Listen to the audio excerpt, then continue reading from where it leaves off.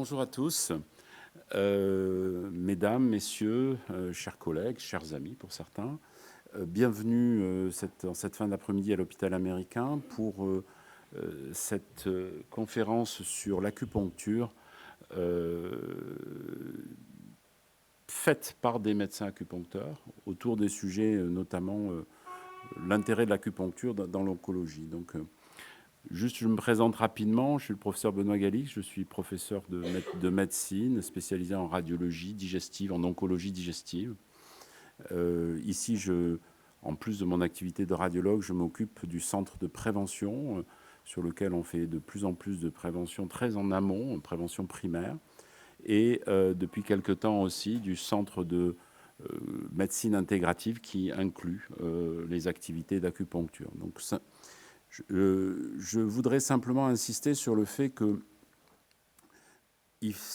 on est dans une logique d'intégration de techniques complémentaires à la santé dite conventionnelle, au traitement, et afin que ces outils soient bien utilisés, ces méthodes soient bien utilisées, ça nécessite... Il ne marche pas les micros ? Mais il n'y a pas de micro, semble-t-il, alors. On va prendre celui-là.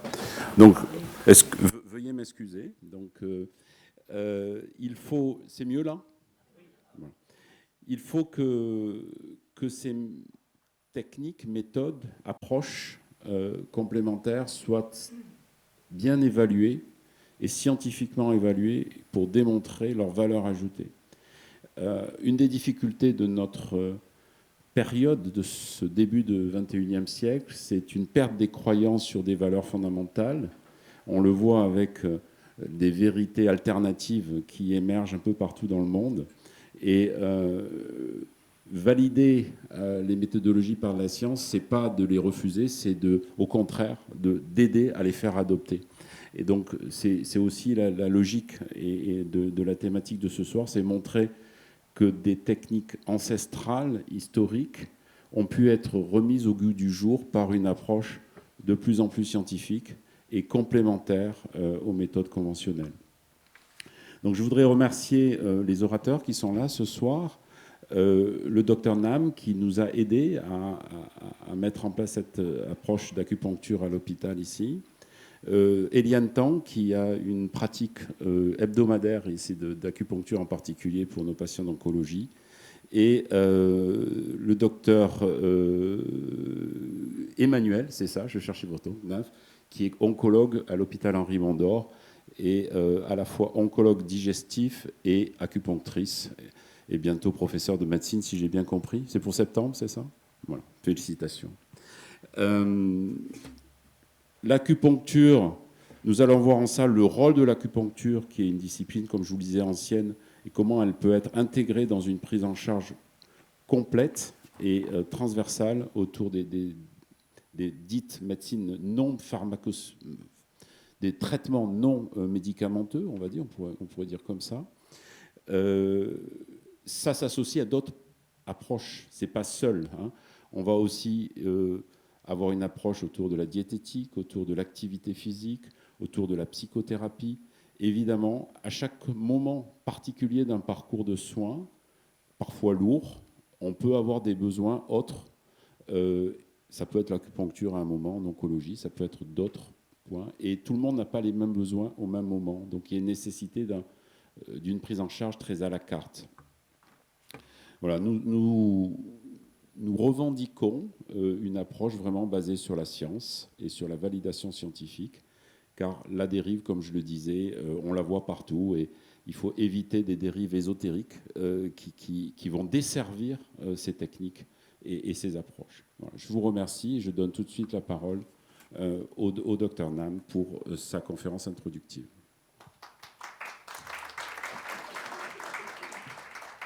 Merci professeur Galix. Donc, merci d'être venu pour cette conférence sur l'acupuncture. Donc, je me présente, je suis le docteur Tamnan, le coordinateur de la formation d'acupuncture médicale à Paris-Nord-Sorbonne. Donc, je vais vous présenter un peu comme sont les mécanismes d'action de l'acupuncture et comment justement on peut l'intégrer avec une très grande harmonie avec des techniques de soins qui sont déjà actuelles en oncologie, en rhumatologie et en d'autres spécialités comme en médecine interne. Mais avant tout, je voulais laisser la parole à un patient un peu particulier particulier qui est le maire honoraire d'Amiens, qui a bénéficié par sa famille des bons soins de l'hôpital américain et qui m'a dit « Je voudrais témoigner des bons soins que j'ai reçus à l'hôpital américain et en même temps de l'acupuncture. » Donc je vous laisse un peu la parole monsieur Pascal Fratcourt, qui est maire honoraire d'Amiens et qui veut faire un petit témoignage sur ses soins à l'hôpital américain et l'acupuncture. Bonjour Pascal. Merci. Moi, je suis en bonne santé. En fait, il s'agit d'un membre de ma famille, en fait, mon épouse, qui est suivie à l'hôpital américain. Voilà, donc moi j'ai plutôt un parcours autour du développement économique, puisque je suis chef d'entreprise depuis plus de 40 ans. Voilà, je fais aussi de la politique. Et j'ai eu la chance ou l'opportunité d'aller en Chine il y a un peu plus de 10 ans. Et j'y suis retourné une quinzaine de fois. Et c'est là-bas que, alors, chacune de mes visites dans des très grandes villes de 10-12 millions d'habitants, j'ai à chaque fois en fait, été invité à visiter des hôpitaux qui pratiquaient la médecine moderne, mais également la médecine chinoise. Je ne veux pas dire de bêtises, mais je crois que la médecine traditionnelle chinoise, c'est à peu près 70% de l'économie de la santé aujourd'hui. Et heureusement, elle vient en complément de la médecine moderne, voilà, qu'on peut voir dans tous les hôpitaux chinois.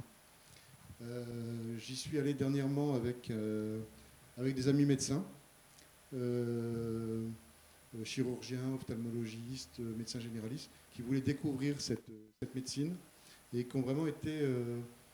alors qui ont pu visiter les services traditionnels comme ils les connaissent en France, avec les mêmes machines, les mêmes protocoles, et qui ont vu à côté de ça d'autres pratiques qui venaient en complément, je crois, de prévention ou alors en appui sur des situations qui ne pouvaient pas être réglées par la médecine moderne, avec donc beaucoup d'acupuncture. Voilà, donc très intéressant.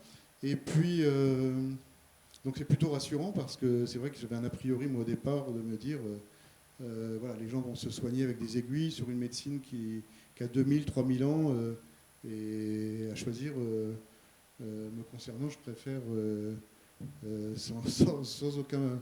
Voilà, sans réfléchir. Enfin, il y a pas de... L'évidence, c'est de venir d'abord à l'hôpital américain ou dans un hôpital qui travaille de manière scientifique et qui va donc apporter des solutions aux problèmes de santé. Donc voilà l'expérience que j'ai eue en Chine. J'ai même pu pratiquer parce qu'à chaque fois on vous propose en fait des massages, on vous propose des manipulations, on vous propose un peu d'acupuncture et d'autres choses encore. Voilà. Et puis il y a 3 ans, en fait, mon épouse, à l'occasion d'un vaccin du Covid, voilà, s'est retrouvée avec les ganglions enflés en fait sous un bras. Et on a tout de suite pris rendez-vous pour passer une mammographie et une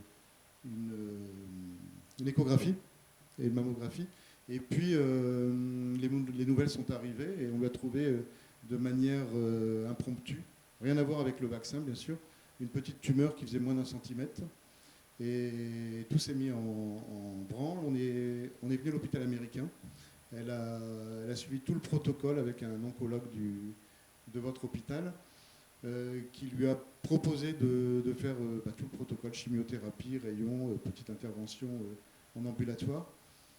Et ensuite, en complément, comme notre médecin traitant, c'est le docteur Nan Tam, en fait, elle a eu des séances d'acupuncture qui lui ont fait le plus grand bien pendant sa chimiothérapie. Et je ne sais pas combien de séances tu as pu lui faire, mais on va dire que ça l'a apaisé. Je pense que ça a apaisé ses souffrances à l'occasion de ces traitements quand même assez compliqués. Et puis aujourd'hui, voilà, elle est guérie. Elle continue à venir une fois tous les 6 mois à l'hôpital américain. Voilà. Donc c'est tout ce que je peux vous dire. Moi, je me porte bien, je suis tant patient, mais j'ai la chance de ne pas avoir rencontré ces difficultés. Voilà, merci de votre attention et puis bon colloque à tous. Merci. Merci Pascal pour ton témoignage. Le but, c'est d'intégrer justement des techniques qui sont millénaires avec une médecine scientifique actuelle. Et du coup, c'est pour ça que je vais vous montrer comment l'acupuncture a trouvé ses lettres de noblesse plutôt scientifiques. Parce qu'il est clair que ça date de plus de 4000, voire 5000 ans avant Jésus-Christ. Mais l'acupuncture a été reconnue dans le domaine scientifique en 1979. Et c'est à partir de 2007 qu'il y a eu une capacité, c'est-à-dire qu'en fait une uniformisation de l'enseignement de l'acupuncture pour les spécialités médicales.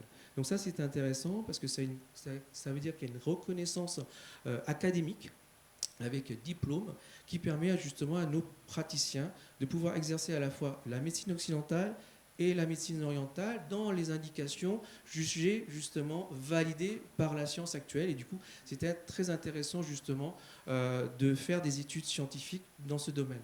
Donc ce qui est intéressant en tant que moi coordinateur, c'est de former le maximum en fait de médecins spécialistes et de médecins généralistes, justement pour ouvrir un panel d'offres pour nos patients, rentrer dans les hôpitaux publics ou privés, justement pour mettre en place des activités sur lesquelles on peut coter, scorer et justement valider par de méthodes scientifiques ce qui est concevable ou pas concevable. Donc l'intérêt, c'est qu'on voit au fur et à mesure des études qui montrent que dans certaines données, la qualité de vie du patient s'en trouve améliorée quand il est accompagné en acupuncture pendant des soins très durs comme l'onco et la radiothérapie. Donc là, on a eu du coup des scores qu'on appelle les scores Ipsos qui montrent en fait l'évidence par l'évidence-based medicine, c'est-à-dire avec la médecine scientifique. Plus vous avez un score de rang A, plus ça veut dire qu'il y a un haut degré de preuve, et plus c'est bas, plus il y a un bas degré. Donc on voit très bien que dans certains symptômes, comme les nausées et les vomissements, on a une bonne efficacité, l'anxiété et la dépression, le buffet de chaleur, les douleurs de rang B également. L'intérêt, c'est de savoir après comprendre pourquoi ça marche. Et là, je vous expliquais quels sont les mécanismes d'action de l'acupuncture. Et du coup, il y a les douleurs neuropathiques qui sont actuellement en rang C, mais on espère qu'avec justement l'étude du professeur Clem, on va atteindre un rang B pour augmenter l'efficacité de la prise en charge des douleurs neuropathiques. Également la fatigue, l'IUS post-opératoire. Et là, on voit un phénomène très intéressant, les leucopénies. Parce qu'on peut très bien dire, bon, c'est une vue de l'esprit, les gens qui sont compliants et qui acceptent la médecine orientale, qui y adhèrent, c'est plus facile. Tandis que là, en fait, que vous vouliez ou pas, le taux du globule blanc, il arrive à remonter quand même. Donc on voit qu'il y a un phénomène, en fait, endogène d'autorégulation qui se met en place, quelle que soit la conviction et les croyances du patient. Donc ça, c'est une piste de recherche pour nous en acupuncture, le domaine de l'oncohématologie, parce que c'est très intéressant de voir à quel point justement nos cellules interagissent avec la stimulation exogène. Donc du coup, les mécanismes d'action, qu'est-ce qu'ils sont? En fait, un des principaux mécanismes d'action, c'est l'action segmentaire. C'est-à-dire qu'en gros, lorsqu'on stimule le patient en acupuncture, on induit un signal. C'est-à-dire qu'on y croit, on ne croit pas, l'aiguille, elle pique. Comme l'eau, ça mouille, le feu, ça brûle. Du coup, ça, ce sont des réactions en fait neuro-endocrines qui vont stimuler l'organisme. Et en réponse à ça, l'organisme va faire une réponse à la douleur. C'est-à-dire que les mécanismes d'autorégulation, que ce soit la température, la faim, la soif, le stress, la fatigue, sous ces mécanismes de régulation qui sont des mécanismes d'alerte en cas de stress, sont complètement, si vous voulez, dénaturés à cause des maladies aiguës ou chroniques. Grâce à l'acupuncture, on induit un certain signal de contre-signal qui font une sorte de reset pour essayer de rétablir des canaux de conduction normales pour l'homéostasie et pour rétablir des conductions de guérison. C'est-à-dire, en fait, on accentue des phénomènes de cicatrisation. Donc, quand on appuie sur le premier schéma, on fait une première séance, on a ce qu'on appelle une algégie segmentaire, c'est-à-dire, en fait, la voie douloureuse induite par les aiguilles va être plus forte que la voie des douleurs chroniques et ça va permettre, en fait, de faire une sorte de blocage du signal douloureux. Et du coup, comme le cerveau est intelligent, et c'est pour ça qu'il faut plusieurs signaux d'acupuncture, séances d'acupuncture par la suite, on voit qu'il faut plusieurs séances et du coup, le cerveau va considérer que on me stimule souvent en local, du coup j'ai besoin de plus en plus de signaux centrales. Donc du coup il va y avoir avec le temps un apprentissage du cortex cérébral pour vous aider à sécréter des neuromodulateurs qui sont des peptides opioïdes et des mécanismes non opioïdes. C'est-à-dire en fait le cerveau va sécréter lui-même ses propres endorphines.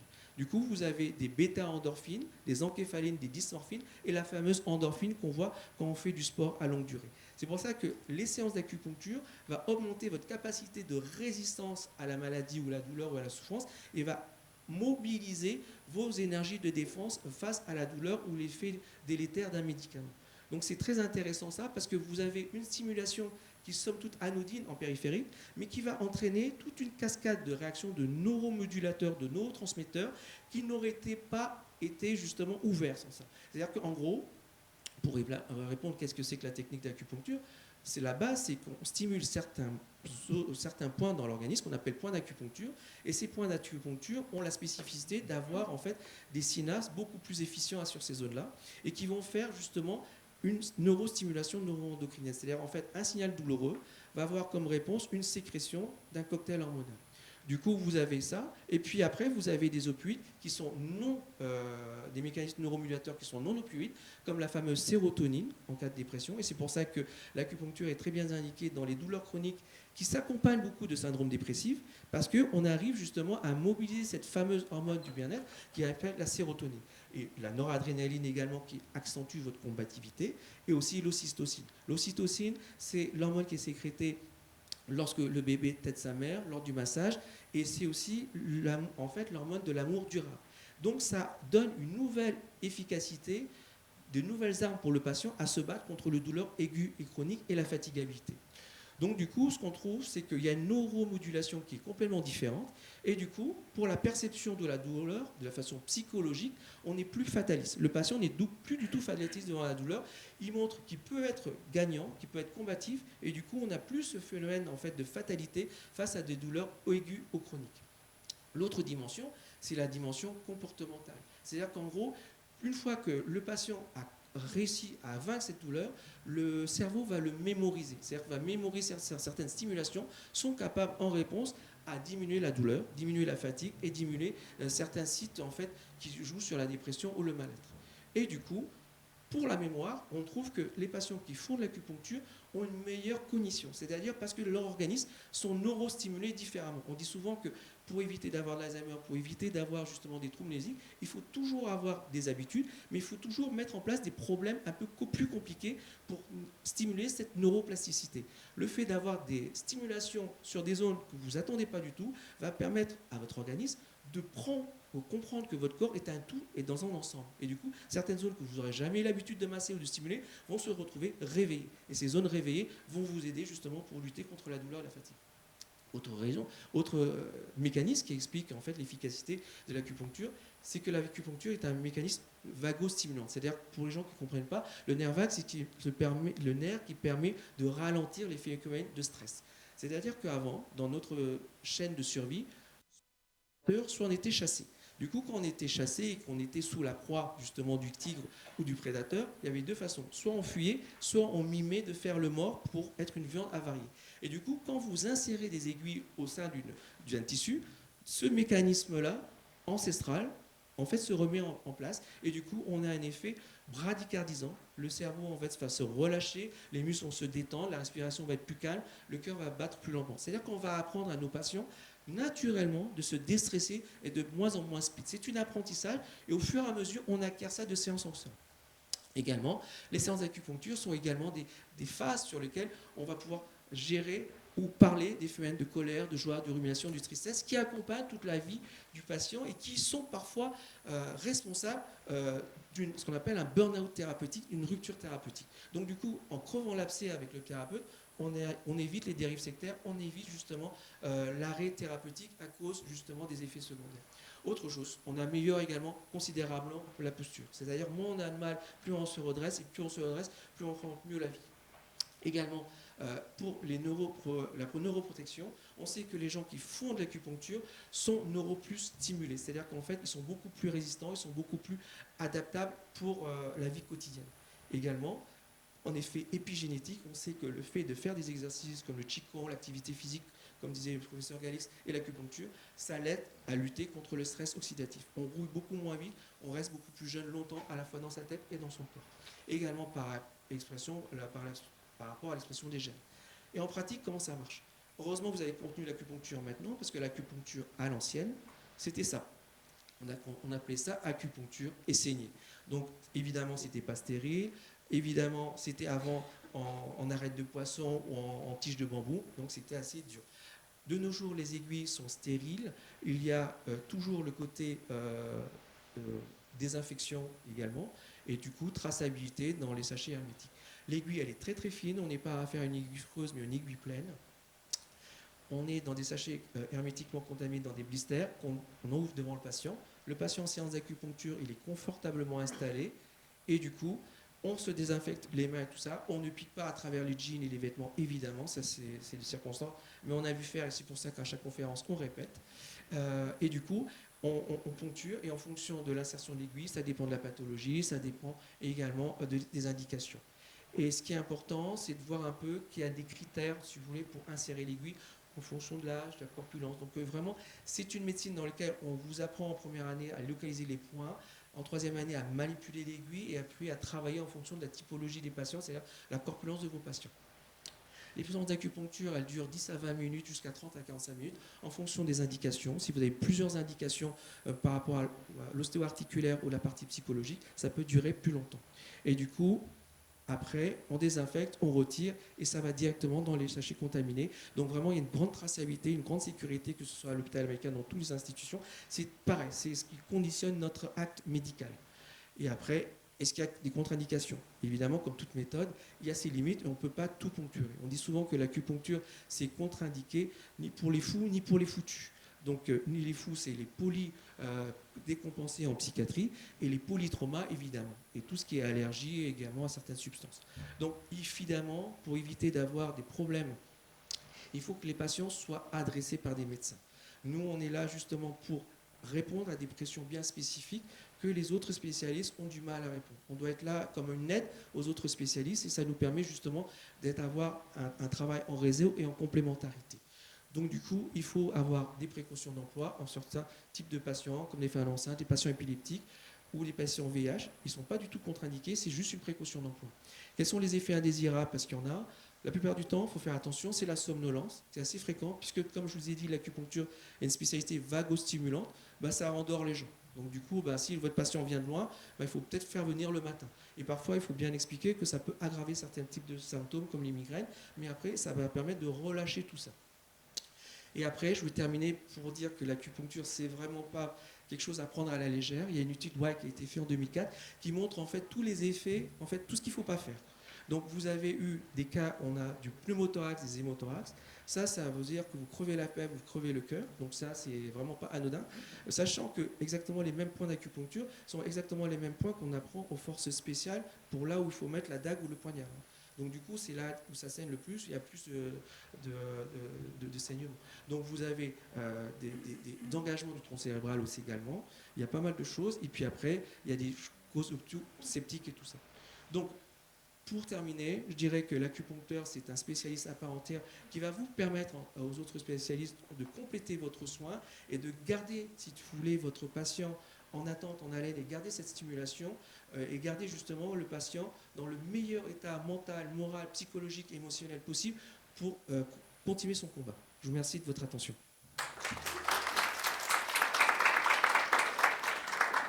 Donc, je vais passer la parole justement au Dr Tan pour la suite de votre intervention.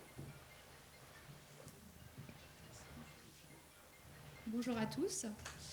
Merci d'être venus aujourd'hui pour cette conférence sur l'acupuncture qui sera d'une grande aide pour démocratiser l'acupuncture dans les services hospitaliers et puis dans les structures privées également. Donc le docteur Nan nous a fait l'exposé comme ça.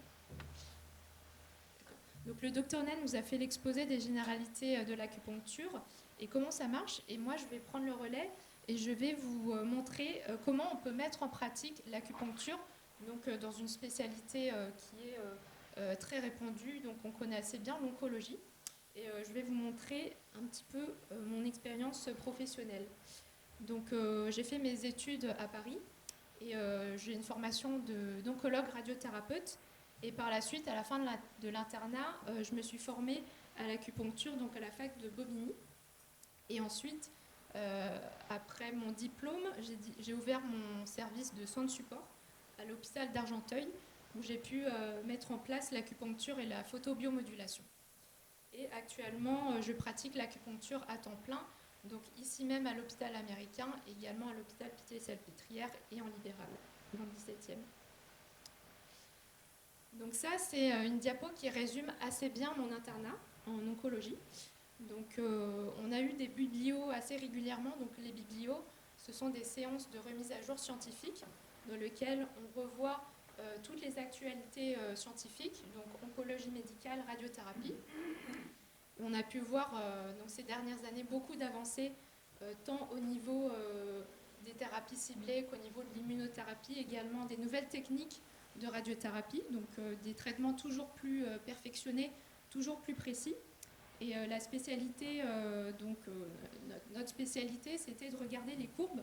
Donc plus les courbes s'écartaient et plus on était content. Ça voulait dire que le traitement qu'on étudiait était plus efficace que le traitement standard. Donc c'était au final une formation très technique, très spécialisée, mais il ne faut pas oublier que les patients, dans la vraie vie, ils ont des effets secondaires. Et ça, les effets secondaires, on n'en parlait pas beaucoup finalement en biblio. Et c'est vraiment une réalité et on n'a eu pas beaucoup de progrès depuis ces dernières années dans ce domaine-là. Donc c'est ce qui m'a amené à me pencher sur la question, parce qu'en fin d'internat, j'ai commencé à faire des remplacements, j'ai commencé à avoir des patients qui revenaient régulièrement pour leur suivi. Et en fait, ils se plaignaient toujours des mêmes symptômes. Des bouffées de chaleur, des neuropathies périphériques, de la fatigue chronique, alors même qu'ils avaient déjà fini leur traitement depuis bien longtemps, mais aucune solution efficace n'a été trouvée pour soulager leur souffrance. Et donc, j'ai entendu dire que l'acupuncture pouvait soulager beaucoup les symptômes en situation de cancérologie. Et c'est là que j'ai réfléchi. Je me suis dit que, faute de pouvoir adresser mes patients à des confrères, donc des médecins acupuncteurs, j'allais faire moi-même la formation en 3 ans et de cette manière-là, j'allais pouvoir traiter mes propres patients. Donc c'est ce que j'ai fait. Donc 3 ans se sont vite écoulés. Et puis j'ai pu traiter mes premiers patients en acupuncture et c'est là que j'ai vu une grande efficacité. Donc c'était des traitements de radiothérapie principalement, donc des patients atteints de cancer ORL avec des urostomies, avec des radiodermites assez sévères, beaucoup de douleurs et en quelques séances on a pu voir une transformation assez importante de leur état clinique. Donc c'est pour ça que j'ai décidé d'en faire ma mission et actuellement je pratique l'acupuncture à temps plein. Voilà. Donc pour illustrer un petit peu comment on peut utiliser l'acupuncture en oncologie, donc on va prendre le parcours tout simplement du patient depuis l'annonce de la maladie jusqu'à l'après-cancer. Donc l'acupuncture, ça fait l'objet de recommandations internationales. Donc, comme on le voit ici avec les recommandations du JCO, qui est le journal de référence en oncologie. Donc, c'est un journal américain avec un impact facteur important. Et donc là, on peut voir que les recommandations sont actualisées régulièrement sur des indications diverses et variées comme l'anxiété en oncologie ou encore les prises en charge du cancer du sein ou la prise en charge de la douleur. Et là, on peut voir les recommandations, les indications qui sont officiellement recommandées. Donc, on a l'anxiété, les nausées, les vomissements, la dépression, la fatigue, les douleurs, les bouffées de chaleur et les neuropathies périphériques. Voilà. Donc, pour illustrer un petit peu la place prépondérante de l'acupuncture en oncologie, donc ça, ce sont des sites internet d'institutions spécialisées en oncologie aux États-Unis. Donc, on peut voir que c'est une prise en charge qui fait partie intégrante de la stratégie thérapeutique, puisque l'acupuncture figure sur le site internet de manière claire. Donc, les patients peuvent prendre rendez-vous de manière très simple. Et en France, l'acupuncture commence à s'intégrer de plus en plus dans le milieu hospitalier. Donc, grâce au projet du Dr Nan, avec l'implantation tous les ans de nouveaux sites de consultation ouverts par des médecins issus de la formation de Sorbonne, de la capacité médicale. Donc là, jusque-là, on a la Pitié-Salpêtrière, qui est le lieu historique d'implantation de l'acupuncture, donc un service qui existe depuis 50 ans. Et donc récemment, on a l'ouverture à la Rivoisière, à l'HEGP, dans les centres de lutte, Institut Curie, Oscar Lambret, et bien sûr Henri Mondor, où officie le professeur Kempf, et bien sûr l'hôpital américain. Donc pour reprendre un petit peu le parcours du patient, donc tout cancer commence par une annonce, qui est presque toujours un choc émotionnel. Donc c'est pas juste un diagnostic sur un papier. En fait, l'annonce du cancer, c'est la démarcation entre avant cancer et après cancer. Donc c'est tout un bouleversement de toute une vie, que ce soit personnelle, professionnelle, familiale. Et donc, il est indispensable pour les patients de se faire accompagner sur le plan émotionnel, tout d'abord, pour pouvoir gérer l'anxiété, le stress, et également, comme on l'a dit tout à l'heure, de pouvoir faciliter donc la gestion des émotions comme la colère, la tristesse ou la peur. Et bien sûr, l'accompagnement physique, parce que bien souvent, les patients qui ont un diagnostic de cancer ont également des douleurs initiales, enfin des symptômes initiaux, donc c'est souvent la douleur. Et ensuite, à un stade un petit peu plus avancé, préparer déjà son corps au traitement par la suite. Donc, ensuite, deuxième étape, les traitements. Donc, c'est les indications qu'on connaît le mieux pour l'acupuncture.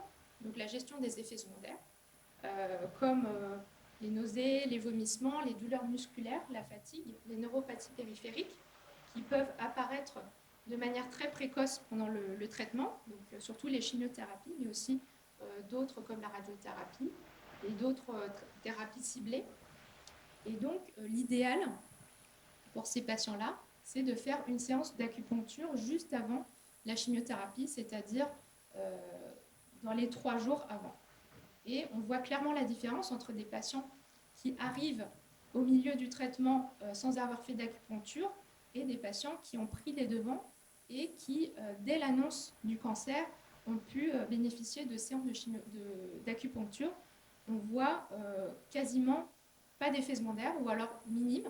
Ils récupèrent beaucoup plus rapidement, ils arrivent à travailler, ils arrivent à avoir suffisamment d'énergie pour emmener leurs enfants à l'école, pour faire toutes sortes d'activités, alors que des patients qui arrivent beaucoup plus tard dans le processus sont souvent très fatigués, sont souvent alités à la maison, n'ont pas de force pour faire des activités physiques.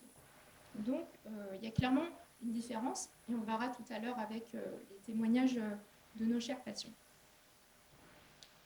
Donc, on va prendre un exemple un peu concret. On va prendre une chimiothérapie qui est très fréquemment utilisée en oncologie, qui est le Taxol. Le Taxol, c'est un poison du fuseau. Donc, en des termes un peu plus simplifiés, c'est une chimiothérapie qui va bloquer l'architecture cellulaire donc de la tumeur et qui va empêcher sa réplication. Donc, elle va empêcher la duplication et ensuite entraîner la mort cellulaire. Sauf que cette chimiothérapie, elle va attaquer non seulement les tumeurs, mais également des cellules saines. Et en particulier, elle va attaquer des cellules de la vascularisation. Et donc, cette chimiothérapie, on l'utilise dans nombre d'indications, en l'occurrence cancer du sein, du poumon ou de l'ovaire. La liste des effets secondaires est très allongée, comme vous pouvez le voir. Donc là, j'ai mis une seule partie, mais si vous allez voir sur la page du Vidal, il y a au moins 100 effets secondaires qui sont répertoriés. Les plus fréquents, c'est les réactions allergiques, le phénomène de dessèchement généralisé, que ce soit au niveau de la bouche, à travers les aftes, les mucites, la peau également, les nausées, la perte des cheveux, qui est quasiment systématique. Également les crampes, les douleurs articulaires, musculaires qui peuvent être parfois impressionnants, et les neuropathies périphériques, donc des effets secondaires aigus, mais également chroniques, qui peuvent se retrouver 10 ans plus tard en l'absence de traitement efficace. Alors, on va voir là l'exemple d'une patiente sous Taxol, un cas très standard, cancer du sein opéré, chimiothérapie 4C 12 Taxol. Donc ça, c'est le protocole classique qui est très lourd. Donc la patiente arrive en fin de traitement, au 9e cycle, et donc elle présente tous ces symptômes. Elle est fatiguée, elle a perdu ses cheveux, ses sourcils, elle a soif en permanence, elle se plaint d'une sécheresse cutanée qui peut même apparaître en fait pendant la chimiothérapie. Il y a des patients qui décrivent un dessèchement instantané, même au cours de la chimiothérapie. Des neuropathies périphériques des membres inférieurs et des membres supérieurs naissants. Également des douleurs osseuses et des crampes après la chimio, souvent 2-3 jours après. À l'examen clinique, on a souvent une langue qui est rouge sans enduit et un pouls rapide superficiel. Donc, fait comme si on était dans une consultation d'acupuncture. Donc, on commence par faire l'interrogatoire, donc les traitements, quelle est la stratégie thérapeutique recommandée par le médecin, les symptômes, et ensuite l'examen clinique avec l'examen de la langue et la palpation des pouls. Ensuite, on va passer à notre diagnostic de médecine chinoise, donc qui est un peu spécifique. Donc ça, c'est juste pour vous donner un ordre d'idée, mais je ne vais pas trop rentrer dans les détails. Donc on a ici un syndrome de type chaleur, avec les signes de soif, de sécheresse. Donc ça, c'est apparenté à la chaleur en médecine chinoise. Et le diagnostic, c'est vide de yin du rein. Donc pour être clair, c'est un syndrome qui se présente lorsqu'on a soit la ménopause, soit qu'on est sous hormonothérapie, ou alors sous chimiothérapie. Et en fait, c'est un déséquilibre du rein dans lequel les traitements vont causer en fait, un dessèchement généralisé qui fait qu'à l'intérieur du corps, il y a une inflammation qui est non contrôlée. Et donc, le but du traitement par acupuncture, ça va être de disperser la chaleur, premièrement, et ensuite de nourrir tous les organes qui sont en déficit, qui ont été affaiblis par le traitement par chimiothérapie. Donc, tout d'abord, nourrir le yin du rein. Donc, pour tous ces traitements-là, en fait, on a des points qui sont très spécifiques, qui sont situés sur les méridiens. Par exemple, pour nourrir le yin du rein, on va traiter, par exemple, ce point-là, qui s'appelle rein 7. Pour stimuler la rate, pour donner un peu plus d'énergie, un peu plus de vitalité, on va stimuler rate 6, rate 9. Pour rajouter, pour apaiser le foie, on va piquer un point du pied. Voilà. Et puis après, pour apaiser l'anxiété, soulager le stress, on va piquer les points qui sont situés au niveau du poignet. Et donc l'évolution, souvent, c'est l'apaisement immédiat. Donc on ressent une sensation de bien-être juste après la séance, par la sécrétion d'endorphines dont parlait le docteur Nall. Et l'amélioration des symptômes spécifiques apparaît en général quelques jours après seulement. On va dire à partir de 48 heures, et ça dépend des symptômes. Et comme on l'a dit tout à l'heure, l'efficacité augmente au fil des séances. Donc la première fois, il se peut qu'il ne se passe pas grand-chose. Et ensuite, à la 4e séance d'acupuncture, on a des effets qui sont beaucoup plus probants. Bon, pour rentrer un peu plus dans les détails, les neuropathies périphériques, c'est un effet secondaire qui est très fréquent chez les patients qui sont sous Taxol ou oxaliplatine. Et c'est un symptôme qui est très difficile à traiter, pour lequel il n'y a pas vraiment de traitement médicamenteux efficace. Donc on peut donner soit des antiépileptiques, soit des neuroleptiques, qui peuvent agir sur les douleurs neuropathiques, mais qui n'ont pas vraiment d'effet sur les sensations d'engourdissement, d'anesthésie, des sensations qui ne relèvent pas de la douleur. En revanche, l'acupuncture permet de procurer un soulagement. Donc on a quelques études cliniques qui montrent l'efficacité. Et ensuite, le professeur Kempf nous en dira un peu plus sur son étude qui est en cours. Donc comment on traite les neuropathies périphériques en acupuncture? Donc c'est un traitement qui nécessite plusieurs séances, bien sûr, puisque l'atteinte des nerfs est bien installée. Donc il y a une atteinte des nerfs par la chimiothérapie, mais également une atteinte de la vascularisation des vasa nervorum, c'est-à-dire des petits capillaires sanguins qui permettent d'innerver le nerf. Et donc pour que ça repousse, pour que ça se régénère, il faut beaucoup de temps, comme c'est le cas pour tous les tissus nerveux. Donc il faut idéalement une séance par semaine pendant 2 mois. Et en général, il ne se passe pas grand-chose à la première séance. On a une efficacité qui peut apparaître à partir de 2-3 séances. Et souvent, on a ce qu'on appelle un flare-up, c'est-à-dire un phénomène d'augmentation des symptômes initialement, parce que le corps est un peu bouleversé par la stimulation des points. Donc là, j'ai illustré les points qu'on utilise en général pour les neuropathies. Donc il y a les mêmes points que tout à l'heure, et en plus, on ajoute des points locaux pour stimuler la vascularisation au niveau local. Voilà. Ça, c'est un cas clinique, un cas réel d'une de mes patientes qui a 75 ans, que j'ai traité l'année dernière, de neuropathie post-oxaliplatine dans le cadre d'un cancer du côlon. Donc, initialement, elle se présente avec des troubles de préhension, c'est-à-dire qu'elle ne pouvait plus couper ses fruits, elle n'avait plus de sensibilité dans les doigts. Et en plus de ça, quand elle marchait, elle avait des sensations de cailloux dans la chaussure, très désagréables. Et phénomène assez rare, elle avait aussi une baisse de sensibilité au niveau de l'abdomen, c'est-à-dire qu'elle ne sentait plus ses viscères. Et au fil du temps, elle a fait 8 séances, 2 mois de traitement. Au fur et à mesure, on a réussi à faire des petits progrès. Donc on a pu récupérer une température normale au niveau des mains, puisque initialement elle avait des extrémités qui étaient glacées. Au bout des 2 mois, elle avait des mains qui étaient chaudes, bien rouges. Elle a pu couper ses fruits un peu mieux, sans faire tomber d'objets. Et puis au niveau des pieds, elle n'avait plus du tout de gêne, et la gêne abdominale a disparu dès la 2e, 3e séance.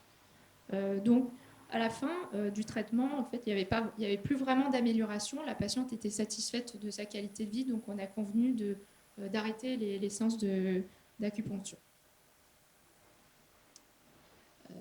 Voilà. Donc ça, c'est l'exemple de 2 autres patients qui ont été traités aussi de neuropathie périphérique. Donc on a fait un petit questionnaire de satisfaction. Donc vous voyez que les patients ont été très persévérants. Ils sont venus toutes les semaines pendant 10 à 12 séances, qui représentent à peu près 3 mois de traitement. Et tous ont pu, les 2 que j'ai présentés, ont pu voir des évolutions importantes de leur état.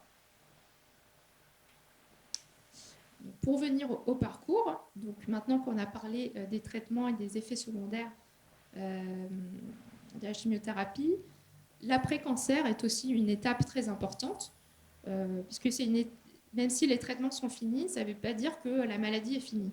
En fait, il faut se reconstruire, puisque les patients, ils ont souvent eu une interruption de leur vie pendant presque 1 an parfois. Donc, ils ont mis en parenthèse leur vie professionnelle, leur vie sociale.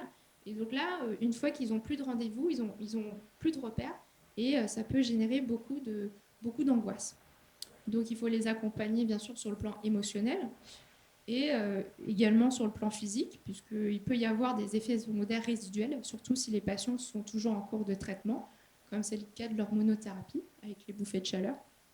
Et l'acupuncture permet justement cette transition vers un retour à la vie normale, c'est-à-dire regagner plus de vitalité, aider le corps à se régénérer par soi-même, accompagner un retour vers l'activité physique, et également, très important, le côté esthétique, puisque les patients ont souvent vécu un changement physique au cours de leur traitement. Ils ont perdu beaucoup de poids, ils ont eu des problèmes au niveau des peaux, de la peau, par exemple des noircissements dus à la chimiothérapie. Et donc l'acupuncture peut aider au retour vers un corps, on va dire le corps d'avant, un corps fonctionnel. Et donc un corps sain se retranscrit par un teint de peau sain également. Voilà. Et comme les patients en oncologie sont aussi des patients comme les autres, ils ont le droit aussi d'avoir d'autres pathologies. Et là, j'ai énuméré un petit peu les autres indications de l'acupuncture. Voilà. Donc, en conclusion, la prise en charge d'un patient oncologique est une prise en charge complexe, donc qui nécessite des compétences, premièrement au niveau médical, de connaître la stratégie thérapeutique, les traitements, les effets secondaires, et également des compétences au niveau de la médecine chinoise, bien sûr, pouvoir faire un diagnostic et proposer un plan de traitement qui soit adapté au patient, et pouvoir surtout lui donner une information qui soit claire pour pouvoir le rassurer dans ce traitement-là, qui est quand même un petit peu particulier parce qu'il suppose de se mettre à nu, littéralement, avec un traitement par aiguille. Donc souvent, les patients qui sont en cours de chimiothérapie, ils deviennent très sensibles aux aiguilles. Et donc, il faut faire preuve de beaucoup de diplomatie pour s'occuper de ces patients. Merci à tous pour votre attention. Alors maintenant, on va passer au témoignage des patients. Donc, 3 de nos patients qui ont fait des soins d'acupuncture de manière régulière. Et on va commencer par Nadège. Donc, bienvenue Nadège. Donc Nadège va nous faire part de son expérience de l'acupuncture dans le contexte du cancer du sein. Et elle va nous parler un petit peu de l'impact que l'acupuncture a dans sa vie en globalité, puisque Nadège est humoriste, connue sous le nom de Nadège sans gêne, 100 comme le nombre 100, et qu'elle est également mère de famille. Et voilà, donc elle fait plein de trucs, elle est plein d'énergie. Merci Nadège de nous faire part de votre expérience. Merci. Alors moi, je suis en cours de traitement aujourd'hui pour un cancer du sein. J'ai eu la chance on m'a recommandé Dr Tang au début de l'annonce, au tout début de l'annonce, et j'ai effectivement, comme elle l'a dit tout à l'heure, je trouve que c'est un choc.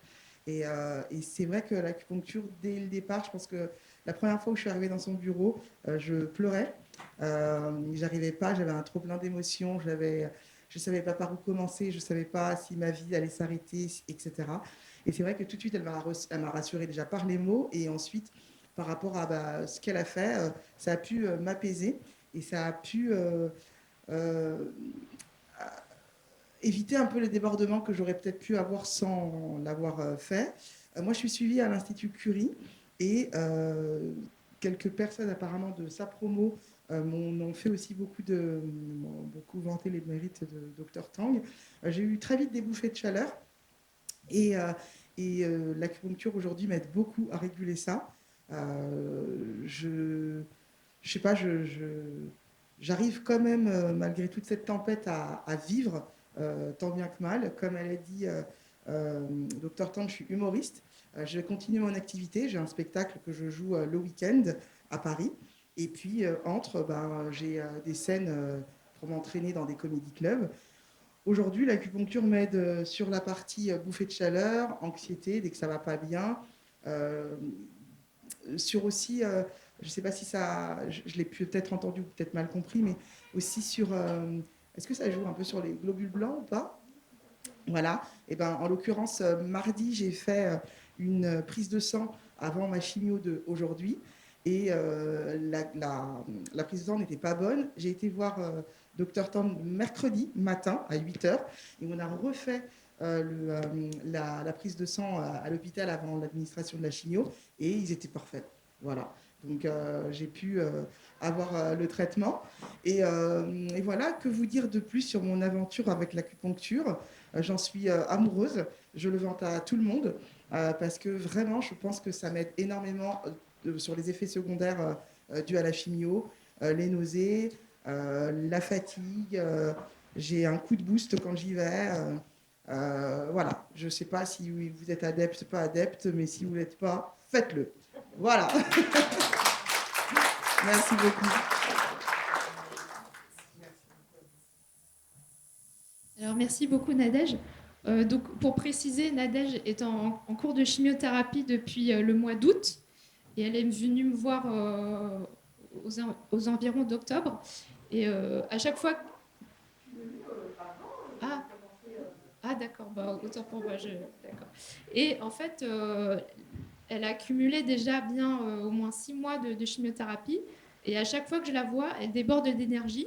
Ce qui est pour moi, je suis vraiment impressionnée à chaque fois que je la vois. Et je suis même allée la voir en spectacle ce week-end. Elle enflamme littéralement la scène. Et en fait, si on ne connaissait pas son histoire, on ne saurait pas qu'elle a un cancer, puisqu'elle vit normalement. Elle fait plein d'activités. Elle se lève super tôt le matin pour venir me voir à la séance. Et donc, voilà, je suis vraiment très impressionnée. Et je dis bravo à Nadège. Alors, maintenant, on va écouter le témoignage de Ouza Harir, que j'accompagne aussi depuis quelques mois maintenant et qui va nous faire part de son expérience dans les différentes strates de sa vie. Voilà. Merci beaucoup. Bonsoir tout le monde. Je ne sais pas si vous m'entendez. Alors, pour ma part, j'ai été opérée d'un cancer du sein il y a 4 ans. Et j'ai bénéficié d'une radiothérapie chirurgie. Tout allait bien et moins de 3 ans, on a découvert des métastases. Donc là, depuis 4 mois, je suis suivie à l'hôpital américain, car j'ai dû changer d'oncologue. Et je suis très contente d'ailleurs d'être ici.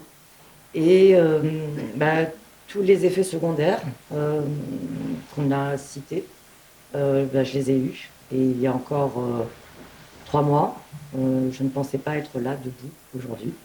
Parce que l'asthénie, parce que les douleurs, parce que impossibilité même de prendre une douche, me faire un café, toutes ces choses du quotidien qui font aussi que mentalement c'était très difficile.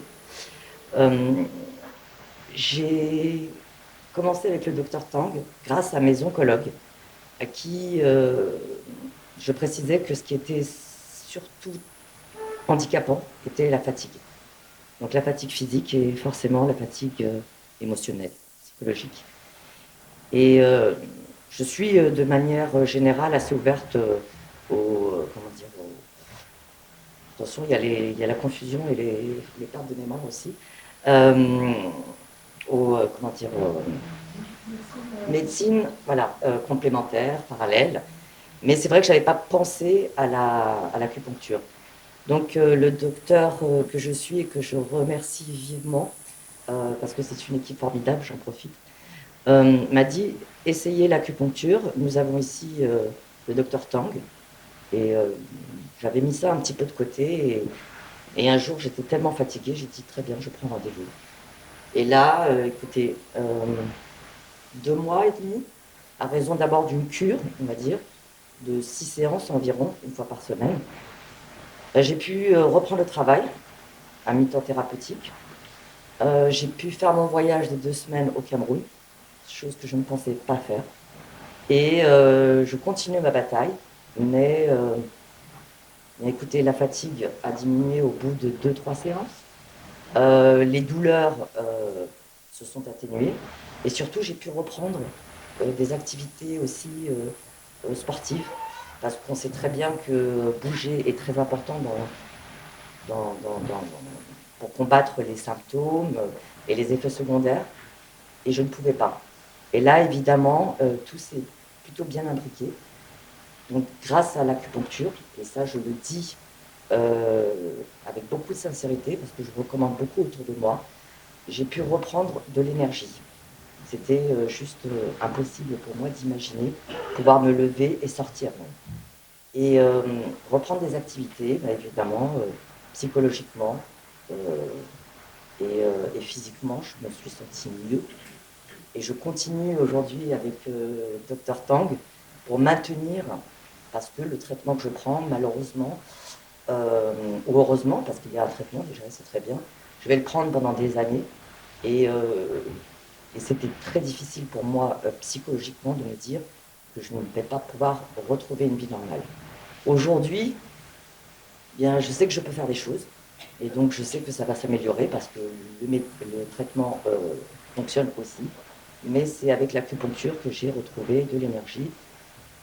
Et puis, qu'est-ce que je peux te dire de plus que, effectivement, je le recommande vivement autour de moi et c'est très important que les médecins puissent conseiller à leurs patients de faire l'acupuncture et s'ils ont des coordonnées, de les transmettre parce que c'est vrai qu'aujourd'hui, sur la place, il y a beaucoup de gens qui ne savent pas faire ou qui ne sont pas médecins. Donc voilà. Merci au docteur Tang et merci à l'équipe qui me suit. On va conclure cette conférence. Merci pour tous et toutes d'être venus à notre conférence. Merci beaucoup Eliane qui a fait un travail énorme à l'hôpital américain, qui a été mon pilier justement après mon petit passage pour garder la fenêtre ouverte, la porte ouverte à l'américain. Et du coup, c'est le docteur Eliane Tan qui va vous recevoir en tant qu'oncologue, radiothérapeute et acupunctrice pour prendre soin de votre santé en accompagnement à la fois en oncologie et puis également en accompagnement santé bien-être global. Donc merci à toutes et à toutes d'être venus. Merci à nos chers conférenciers et aux chers témoins.